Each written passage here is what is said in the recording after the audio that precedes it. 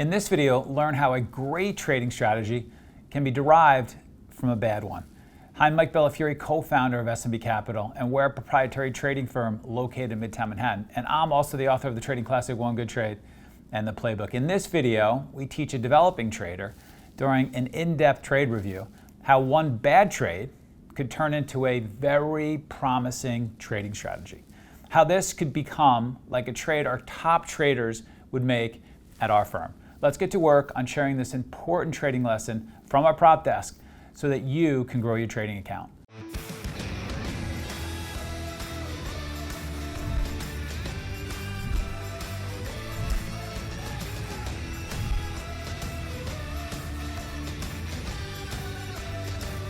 My name is Coleman. I'm from Seattle, Washington. I'm a new hire here at SMB. Been trading live with SMB for about 2.5 months.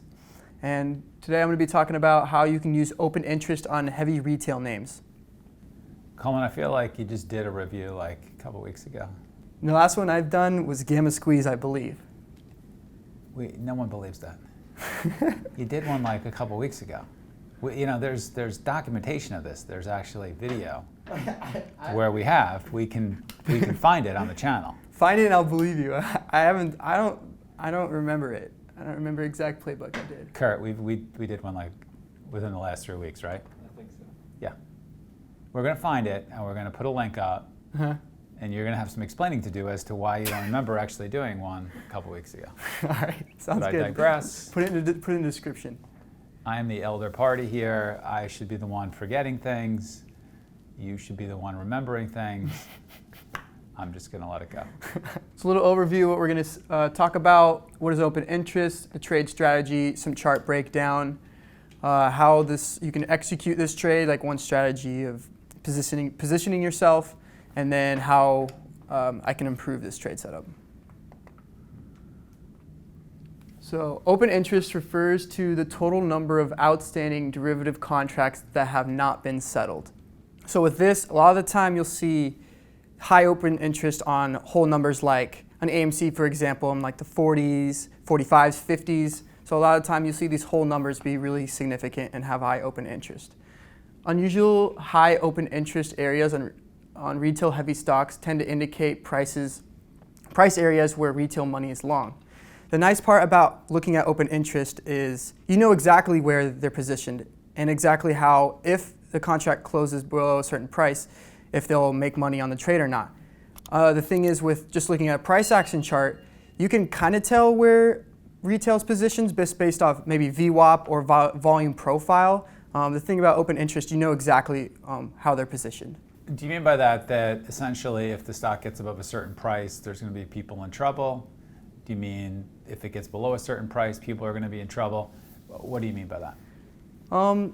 Okay, so let's say price has spent some time in an area, right? And you're seeing as price is developing a time in this area, it's accumulating buyers and sellers. And then once price gets below that range, you know that buyers within that range are now stuck. They're in trouble because now they're in a losing position. And you know that based off the price action, the volume. And with open interest, you can see directly because they're buying into a certain strike. And so you know perfectly well if they're in the money or out of the money. And then how to identify retail money using Wall Street Bets, StockTwant, Twitter, a lot of social media sites. Keyword search trends. A lot of the time you'll see these trends going parabolic, same with the price. Just how recently we had Bitcoin going parabolic with also the trend of Google searches going parabolic. If you want to learn 3 more real-world setups that our traders use, including the simple setup that we teach all of our new traders, and the setup that turned one of our traders into a 7-figure big money earner, check out the free webinar that we're currently running. Just go ahead and click the link that should be appearing now at the top right-hand corner of your screen. That will open up the free registration page in a new window, so don't worry, you won't lose this video. You can also visit tradingworkshop.com to register for this free intensive workshop. You're going to learn more in a couple of hours from this trading workshop than from years of online education. Price volume analysis. Volume is coming into the intraday highs and you're seeing a volume push through, showing that people are chasing FOMO. A lot of them common behavior of retail buyers. And then another one, Option Hacker, on Thinkorswim, you can do searches for these. And these people are the most generous people on the planet. They will give you their whole account because they do not know what they're doing. Option Hacker? Yeah. Who will give you your whole account? Oh, I'm talking about how retail buyers, they're extremely generous because they're positioning themselves in an extremely leveraged option position, and you can see that right away. So you're just giving yourself tremendous edge, which we'll talk a little more about and into the dynamic of how these option trades work. But these people will put in huge bets, right? And they'll blow up their account within a couple days because they don't know what they're doing. And I'm just saying they're extremely generous to people who can take advantage of how they... Gotcha. Well, I'm sorry to hear that. Yeah. Always rooting for the little guy. Mm-hmm. Or the newer guys. Yeah, I mean, this is new. This is relatively new, where we're starting to pay more attention to what retail traders are doing. I mean, it used to be the reverse. We used to pay mostly attention to what the big guys are doing. But when COVID hit, there were more people trading, more people got interested in trading, more people got interested in active trading, and these boards sprouted in popularity, and with Robinhood and the ease of being able to open up accounts and people having more free time, and people were going for it. They were putting some money to work. They were trying to strike when there was lots of opportunity in markets. And so this has become a thing. And this has become a thing that professional proprietary trading firms like us have to pay attention to because it does move stocks. And we're going to do that until it stops. So good that you're catching the pattern, but this is new, an example of how we have to adapt in our game. Okay. Variables to the setup. So these stocks have to have weekly options, and this trade setup is particularly on expiration day, so coming into Friday. Has to have high open interest on in-the-money calls. You have to have a technical setup just for having to level the risk off of and to scale into. This trade happens 1 hour before the close, and your reason to cover, which we'll go more in depth with an example, is if the strike price is hit or on the close. And then stock is in play, high R vol, heavy in retail call buying throughout the week, and you can find that in some of the examples that we had on the previous slide. Yeah, I really like this, and this is a good example of a clear idea of getting into a trade. A clear list of variables that's going to get you into a trade. You know what you're looking for. I can understand what you're looking for. If I were to tap you on the shoulder and you were in this trade, you'd be able to say, I'm in this trade because of 1, 2, 3, ABC, XYZ. And that's what professional traders do. I think sometimes retail traders or independent traders think that what professional traders like us do is we predict where Tesla's going to go. I think Tesla's going to go over 1,000. I think Tesla's going to go to 300. I think CIE, what's the latest one? CEI? CEI. I think CEI is going to go to $1.50. No, I think it's going to go to $6. I think Allbirds is going to be XYZ by the end of the day. I think, what's the other IPO that's coming pretty soon? We got Allbirds, and then we got, this is where my age is coming in. What's the other one that's hitting the marketplace? Warby Parker. So Allbirds and Warby Parker are hitting. And so we'll be trading them a bunch. And, I think the idea is, that's what people think. But what we really do is we trade patterns, we trade setups. Mm-hmm. We trade, and those patterns are made up of variables, and you can describe them, and you can decode them after good trades. And when you see them, you put on trades. And you can measure them, like we can measure things like this. This is measurable. It's measurable for you. So that is the essence of active trading. The other stuff is different. Okay. All right, so the thesis behind this strategy, in order for option call sellers to make profit, the underlying must expire at or out of the money. So they ideally want the contracts to go from in the money to out of the money by expiration, which requires a drop in price. For these option sellers to hedge against price moving against them, they have to buy equity in a hedge. This protects them from from selling naked calls, which is a very dangerous way to blow your account up. So what they do is they buy the equity in itself to protect themselves. One way they can drop price is by selling their equity they use to hedge against selling calls. The goal in doing this is to drop the price low enough to at or below the open interest strike price for them to maximize profit. So in their eyes, by them selling their equity against the calls, they're getting their equity position, but also selling their equity is going to create supply, and it's going to likely allow price to drop. And when price drops low enough to make the contracts at the money or out of the money, which maximizes profits in them selling the calls. So that's a win-win for them in both those scenarios. I'm curious, who'd you learn this trade from? I kind of just have been looking into open interest and options like on every Friday and seeing which option contracts have a lot of open interest, and I'm curious of how it closes. And I've noticed a lot of times when there's a lot of in-the-money option contracts and price is just below it, they'll close it below to bag all those call buyers. Okay, good. Okay, so first example, this is on September 10th on Friday. And you can see open interest 23,000. It's much higher compared to the other open interest, and you can see also the volume on that strike price is extremely high, right at the 50. And so this is important coming into that Friday at the end of the day. So as price action developed throughout the day, we see we're holding over VWAP. We're consistently coming up to this 5160 area. And it's like kind of like false breakout, no real volume follow through. And throughout this day, there is call buyers accumulating, hoping for that end of day squeeze. But then once price starts to come within the last 30 minutes of market close, when those 50 strike prices are going to become important for those call sellers, we start to see a drop and we see a reclaim back to the range.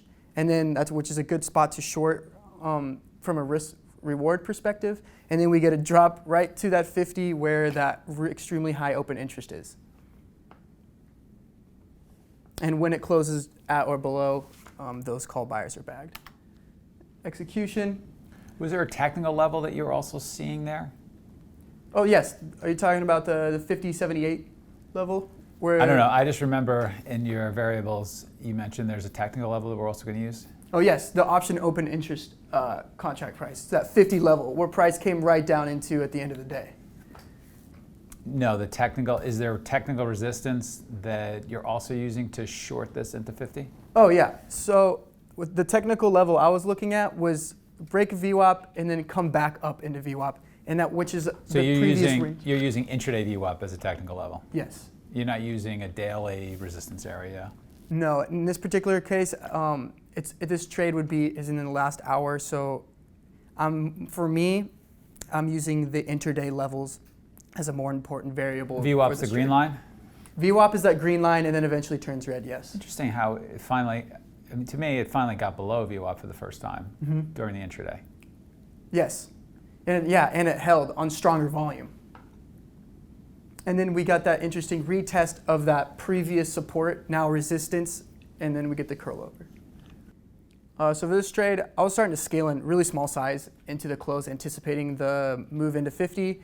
So you can see I had some short executions, scaling out a little bit. And then once I got the confirmation of the break below VWAP on high volume and the retest of the intraday range, that's when I started scaling in with much bigger size and conviction. What's your stop? My stop in this particular case, my stop was $5.90 or $50.90 in this case. Because this trade is based on a time basis, this trade should work right away. It should work within the last 10 minutes, last 15 minutes. So if this trade would have got back a VWAP and held for longer, I probably would have cut it there, but my hard stop was at $50.90. And then first cover into that new intraday low, which I believe was like a 10th position. And then I took off all but about 10% into that 50 level, which was my reason to cover target. And then I just held like a small position just in case maybe we got a little flush lower, but I just covered the rest of the position on the close. Another example, 10th. Open interest are really heavy on those 11 calls, 17,000. Okay, here we see price consolidating for generous amount of the day. We get a false breakdown right about at 1080. We get a retest of VWAP. And then this was really important and something that has a lot of edge if you can time it correctly. But we get this bust above VWAP, so false breakout, and then slam down quickly, which was also like some sort of flag break. And then we also got a retest of that small range, and we were unable to reclaim. We pull into the 11 strike price level, and then we just fade from there, bagging the 11 calls. All right, great. Oh, it's PLTR. This is pretty recent. This is September 17th. So we recently had that important technical breakout where it was like a multi-month breakout out of a longer-term range, and that the PLTR is one of the ARC names, so it's generally heavy in retail. So a lot of people are chasing this breakout, and we got a multi-day continuation move. And then coming into the Friday, we see that the 29 and 28 calls have pretty high open interest. So that's important to look at when you're coming into the Friday expiration. All right, I gotta say something here. So I don't want to be too dramatic, but just between me and you, I don't really like this trade. I don't actually like the very specific trade. I don't know how much money you can make in this trade. That's like my initial reaction. My initial reaction is I don't know if you should be spending your time on this trade. Having said that, there's a lot of things in this that I actually really, really like, and I suspect that you're onto something. It's just not what you think it is. So, number one, you're being creative. I love that you're being creative in developing a trade. That is an incredibly important characteristic for successful traders. All right, you're taking what you've learned in other areas, perhaps from the traders out on the floor, perhaps a little bit from us, humbly, perhaps from some of the other guys here, and you're creating something. You're doing so in a way that's professional. You had really good variables for how you made the trade. It was clear, it was concise, I understood it. Other people watching will understand it. That can be repeated. You did a good job telling me right away where your stop was. So you're constructing a professional trade. And it makes sense. It makes sense that this could happen, and maybe you'll continue to measure this and you'll come with an edge. I do think the problem with trades like this is what? I'll answer for you. The problem with trades like this is that I suspect you're going to have a really high win rate, but you have to be really careful when you're wrong not to lose too much money and how you handle that. So I'd search for that. I suspect that you looking at the way options are priced is going to give you lots of really potentially great trades for you in the future. I don't know if it's this very trade, but I like you doing that. And I think a lot of times it doesn't really matter. It's not as important. It's important that you're starting. Like you're on a good path. You're starting on the right way. I would encourage you to keep moving in that direction. And I think if you even talk to guys around you and introduce them to the trade that you're making, again, I don't think any of us are going to make a lot of money on this trade. And I hope I'm wrong, but I really don't think we are. But I think you're onto something that'll just show itself in a different deviation that could be very, very promising. Does that make sense? Yes.